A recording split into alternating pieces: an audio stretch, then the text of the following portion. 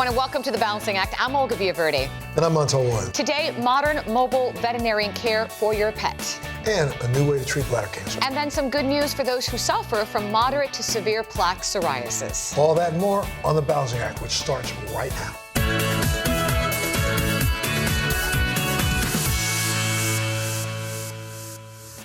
Just like adults go to a doctor to get their health and wellness exams, so do our furry friends. But let's be honest, getting them to go to the vet sometimes can be a challenge. So what about a house call? That's right, a house call. BetterVet is making it so much easier by providing in-home visits that reduce stress for the family and the pet. My dog Ruby and I, we got to experience this service right at home.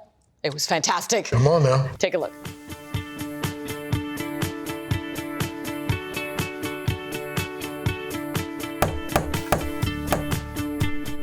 Hi, I'm Dr. DeYoung with BetterVet, here to see you and Ruby. Doctor, I gotta say, I love the idea of the veterinarian coming to my house. I mean, I think it's fantastic. Yeah. Tell me a little bit about BetterVet. BetterVet was conceived with the idea of providing better care for the pet in their home environment, reducing the stress for the pet, making things easier for the owner so they don't have to deal with traffic and take time out of their day.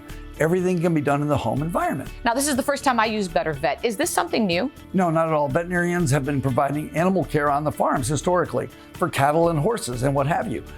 BetterVet now provides pet care in the home environment for pets. And so it's been an evolution of the profession. And the fact that technology has advanced really makes your job a lot easier. Absolutely. The technology today is so advanced that we can provide even better care for the pet in the home environment, whether it be anything except for surgery and dentistry. But even x-rays can be done in the home with portable x-ray nowadays. Fantastic. Okay, so today I scheduled health and wellness for Ruby. All right, let's take a look. All right, she's 15 years old. She's not a puppy, by the way. So I'm going to explain what we do as we examine a dog. We always start out by looking at the eyes and ears. I'm very systematic. I work at the front end and work my way back. Looks pretty good. I can see her optic disc. It looks pretty clear. She needs a haircut. Me too. Well, Olga, her eyes look pretty good. They do? For a good. little girl who's 15, yeah, I'd say they look quite good. Hold on to her there for a quick second. I'm going to switch this over so we can take a look at her ears. And how does her ear look? This one looks good. There's just a little bit of wax in that one. Okay. Let's turn her around. And she does have slightly hairy ears, but that's not a big deal. And look, she's not even shaking. She's No, not really she's shaking at the vet. That's the advantage of doing a house call.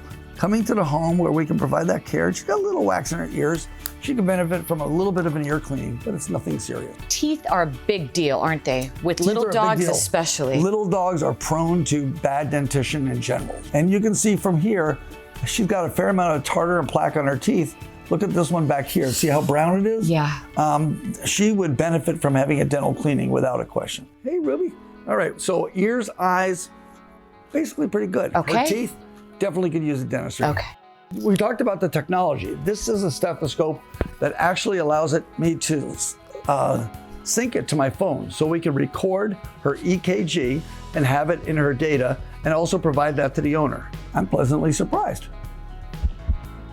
I would expect a lot of dogs, especially at 15, to probably have a heart murmur that was pretty pronounced.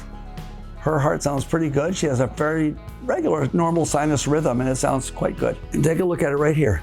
Take a look at that. Oh my gosh. There's her EKG in real time. That's amazing. Yeah. What other technology do you have besides the stethoscope? We have ultrasound that we can do at the house as well. Here. Absolutely. As I said earlier, the only things we can't really do are surgery and dentistry, which require anesthesia. Oh, what do you say, Ruby? You're being so good. Olga, Ruby looks fantastic. You know, I'm just curious, and I'm really glad she's fine, but what if you had found something more serious? Oh, sure. Just like the dentistry, we've collaborated with hospitals at all of our sites so that we can bring her in there. We can pick up Ruby, take her to the hospital, do what needs to be done, and deliver right back to you at home. Wow, you do everything. We sure try. Better vet, better pets, better care. Doctor, this has been great. Thank you so much. Oh, it's been our pleasure. Are you ready to have us come out again? Just book us online with BetterVet. Thank you so much. And we got a little gift for Ruby. A little bandana. A little bandana, There you Ruby, go. just for you. Best experience, so easy for Ruby and for me. You're very welcome. It's been my pleasure. Take care. So long. Bye-bye. Bye, Ruby. Bye. Bye, Ruby. Wasn't that fun? That was so much. I gotta say, from start to finish, the service was really great. I really felt Ruby got a lot of time with the vet, quality time. And for me, oh my gosh, it saved me so much time. It looks so much fun. I'm gonna have to schedule a visit for our puppy, Mr. Max. There you go. If you want to schedule one for your doggy, of course, go to BetterVet.com. And for more information, of course, you can go to our website, thebalancing.com. And they take care of cats too. We'll be right back.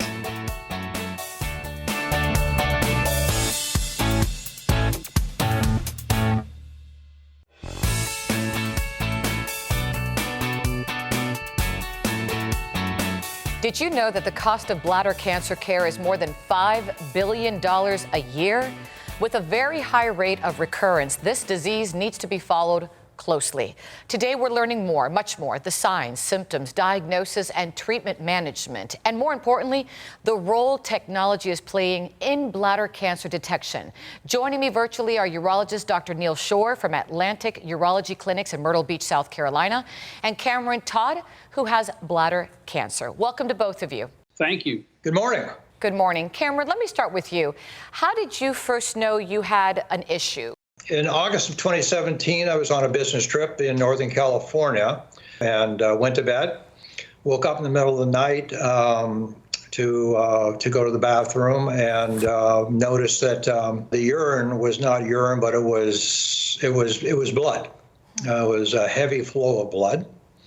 It happened a couple of times after that through the evening. Got up the next morning, called our urologist, and set up an appointment for the following week to discuss it with him. Doctor, you're not Cameron's physician, but you deal obviously with bladder cancer on a regular basis. Can you give us just the basics of this disease, please? I've been dealing with patients, I'm sure very similar to Cameron, for close to 30 years now. Bladder cancer doesn't always get the same attention as other cancers that have a higher prevalence rate, for example, breast cancer and prostate cancer. But I mean, you know, we have over 80,000 men and women in the United States who get bladder cancer. So it's not insignificant. The bottom line is that when you see blood in the urine, or if it's detected under the microscope, this is important. It could be a sign of bladder cancer. So, doctor, can we talk a little bit about risk factors? Those who are at risk, obviously someone who has a predisposition, if you will. It can be detected primarily because, or looked at patients who have at high risk. The big one is smoking. Second most commonly associated malignancy after lung cancer. Many folks really just don't know that. Exposure to certain petrochemicals, asbestos, chronic recurrent infections, chronic inflammation can also be an elevated risk for developing bladder cancer. And doctor, proper detection is key, obviously, with any kind of cancer. But bladder cancer can be unseeable. So how do we treat it? It comes down to looking into the bladder and taking a look and seeing, is there an abnormal looking lesion in the bladder? But the key is really detecting it visibly with what's called a cystoscopy. The traditional way we've done for many, many years is white light cystoscopy, but we have newer, up-to-date diagnostic modalities such as blue light cystoscopy, where it uses two different light sources, both white and blue light. Cysview, which is an imaging agent, is placed in the bladder through a simple catheter, and it allows us to see the tumors that glow in the blue light. It also allows us to see tumors that we might have missed when we were doing our biopsy. And this Cysview technology can be performed in an office setting, and it can also be performed in an ambulatory surgery setting or even in hospital setting. That procedure is an hour and a half. Simple, nothing to get excited about, no pain, no strain, a wonderful experience. Once Cysview is inserted into the bladder, the cancer will glow bright pink in blue light. They saw cancer, and they did something about it right then and there. When they're finished, they basically say, you're cancer-free today. Doctor, I'd like to end with you. Any final thoughts for our viewers? You want to be aware of this breakthrough technology called Cysview, and I would certainly inquire with my urologist to make sure that they have that technology available when they do their diagnosis, as well as their resection of your bladder cancer. Doctor, thank you so much for your time and all the valuable information. And Cameron, to you, good luck, and thank you for sharing your story. Bye-bye. Thank you very much. And for more information, you can go to cisview.com, or you can always just check out our website, thebalancingact.com. We'll be right back. Cysview hexaminolevulinate is an optical imaging agent used to detect non-muscle invasive bladder cancer in patients suspected or known to have lesions on the basis of a prior cystoscopy or in patients undergoing surveillance cystoscopy for bladder cancer. Cysview is not a replacement for random bladder biopsies or other procedures used in the detection of bladder cancer. Anaphylactoid shock, hypersensitivity reactions, bladder pain, bladder inflammation, cystitis, and abnormal urine tests have been reported after administration of Cysview. The most common adverse reactions seen in clinical trials were bladder spasm, trouble urinating, discomfort when urinating, frequent urination, blood in the urine, and bladder pain. Cysview should not be used in patients with large amounts of blood in their urine, any known allergy to Cysview, or any derivative of aminolevulinic acid or porphyria, a condition that means you already have high levels of porphyrins in your body. No specific drug interaction studies have been performed.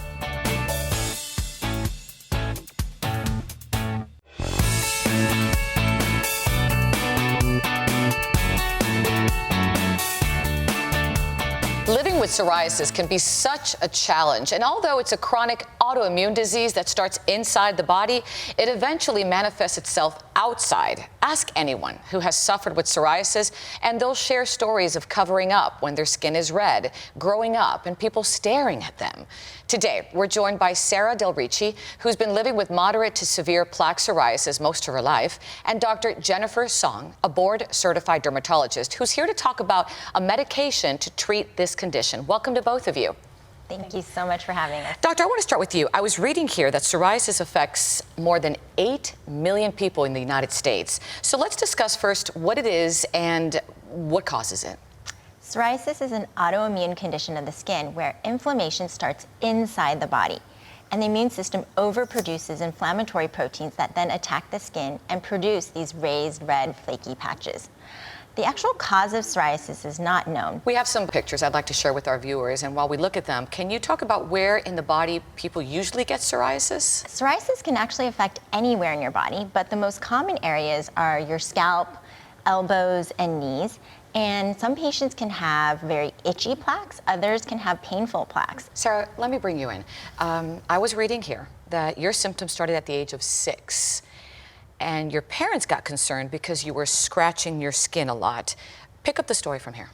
Yeah, I noticed it on my elbows mostly, and my parents actually thought that it was ringworm or something. They weren't even considering that it could be something like psoriasis. So when I was taken to the dermatologist, I was giving topical steroids to help treat it. But it really was not, it wasn't something that a 6-year-old was really good at doing. So it was a treatment, and that's what I had at that time. So I did try to maintain coverage and went to like softer fabrics and different things to try and help, but it was always a struggle. How hard was that for you as a teenager? Because, you know, as teens, we go to the pool, we go to the beach, and I know you would cover up, and it would be pretty hard. I did. So I brought myself back. I have that cheerleader attitude, but I definitely did not want to be in a cheerleader uniform, you know, having my legs exposed. So what I did is I chose sports that I could cover up, like say field hockey, where I would have the shin guards, you know, and it's a fall sport, so I could stay layered up.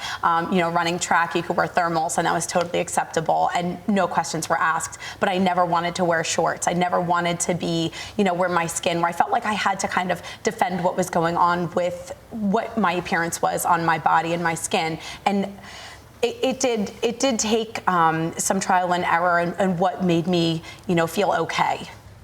Doctor, Sarah talked about topical treatments that can help treat plaques. Are there other treatments available to patients? Absolutely. I love talking about treatments because there are so many options for patients now. So we talked about the creams that you can put on the plaques on the outside, but there are also pills that you can take by mouth and also injectables called biologics. What we're here to talk about today is one treatment called Otezla. It's a pill that treats moderate to severe plaque psoriasis in patients who are candidates for systemic therapy or phototherapy. And they can get 75% clearer skin at 4 months. In fact, Otezla, apremilast, is a prescription medicine approved for the treatment of adult patients with moderate to severe plaque psoriasis, for whom phototherapy or systemic therapy is appropriate. You must not take Otezla if you are allergic to apremilast or to any of the ingredients in Otezla. Otezla is different. It's not an injection or cream. It's a pill that treats differently. Otezla is a pill that works inside the body. Let's show our viewers some before and after pictures and see the improvement after taking Otezla. And I just want to note that individual results may vary here. Doctor, tell me what we're looking at now. Yeah, so you can see here, before Otezla, the classic red, markedly elevated plaques with that thick silvery scale. And then 4 months later, patients can get 75% clear. Every time my patient comes back and I get to see them for follow-up, I'm just as excited as the patient is. Sarah, you're taking Otezla. How are you doing? I've noticed an improvement in my skin, less plaques, less flare-ups, especially around the elbows and legs, where those were my most problematic areas. Doctor, are there any side effects? Side effects are important. I tell all my patients that some of them can get some diarrhea or headache. And we should add, don't use if you're allergic to Otezla. It may cause severe diarrhea, nausea, or vomiting. Otezla is associated with an increased risk of depression. Tell your doctor if you have a history of depression or suicidal thoughts, or if these feelings develop. Some people taking Otezla reported weight loss. Your doctor should monitor your weight and may stop treatment. Upper respiratory tract infection and headache may occur. Tell your doctor about your medicines and if you're pregnant or planning to be. Please visit Otezla.com for full prescribing information. And how is Otezla taken?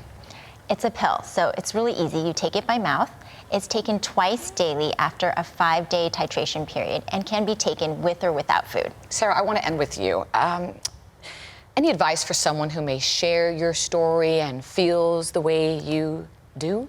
Don't give up hope. It's a journey. It's not a destination. Work with your doctor, keep your appointments, and make sure that you understand your plan can change and find what works best for you. Great information. Doctor, thank you so much for coming in. Thank you so much for having us. And Sarah, good luck. You look great. Thank you so much. And if you'd like more information on Otezla, you can visit Otezla.com. Call the number on your screen, see their ad in Shape magazine, or talk to your doctor as well. You can also go to our website, thebalancingact.com. We'll be right back.